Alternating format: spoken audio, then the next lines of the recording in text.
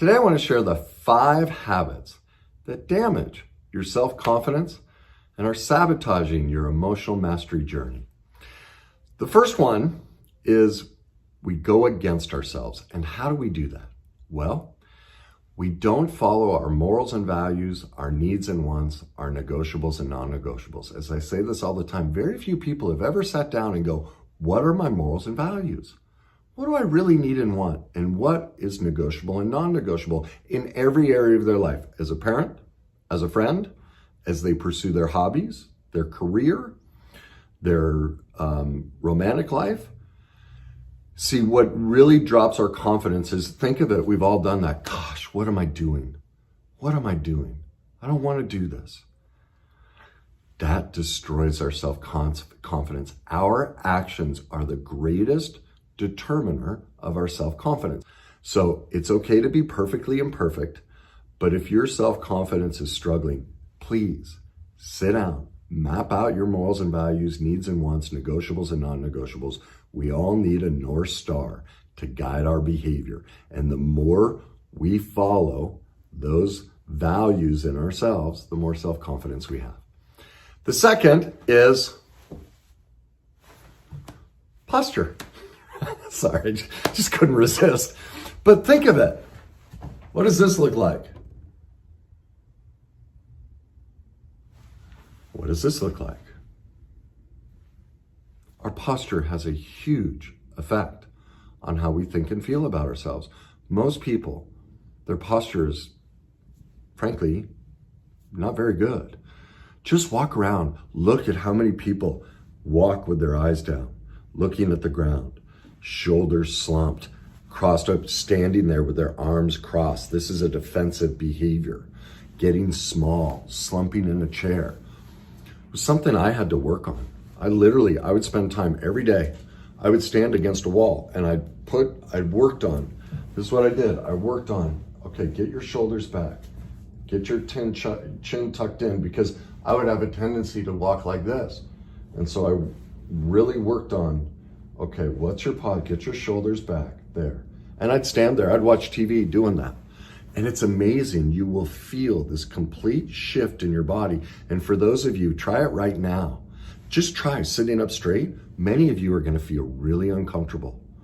It's going to be like, ooh, this doesn't feel authentic to me, because we feel depressed. Our confidence is lacking. That's a sign to work on it.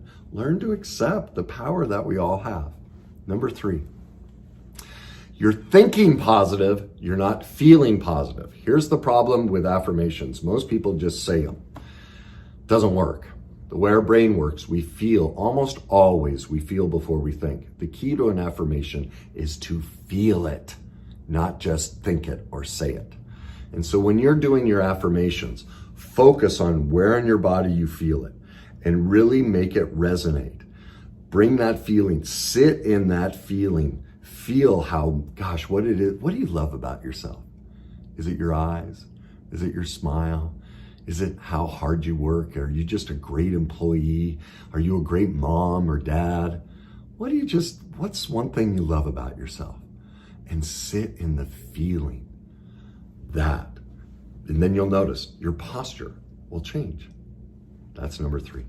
Number 4, we have to think negative to be able to think positive. You know, I've posted things about this before.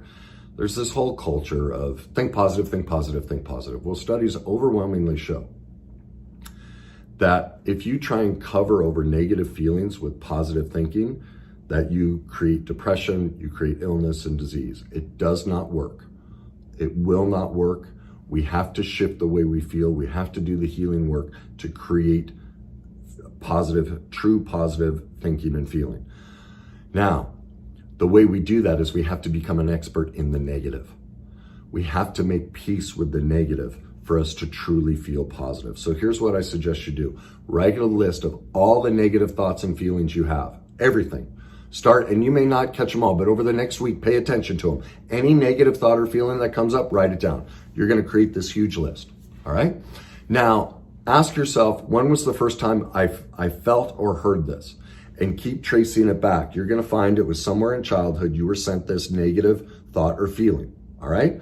then give it back.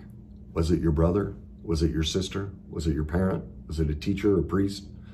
Give them back. You've been carrying, see, when people dump their negativity on us, because we lack boundaries, we accept that false truth.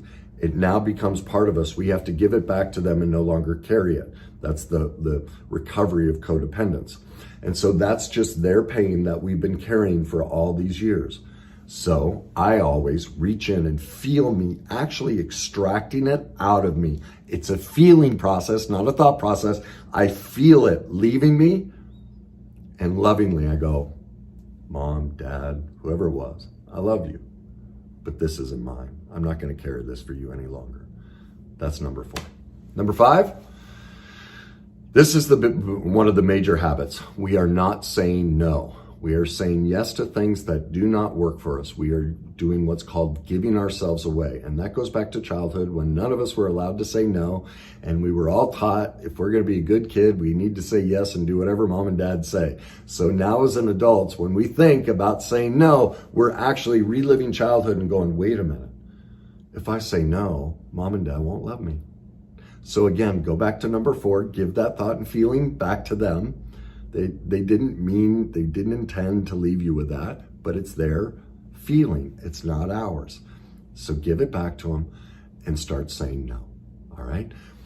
In other videos, I've talked about the process of saying no, but that's how we start to reclaim and get out of the 5 bad habits that are destroying our self-esteem and our self-confidence.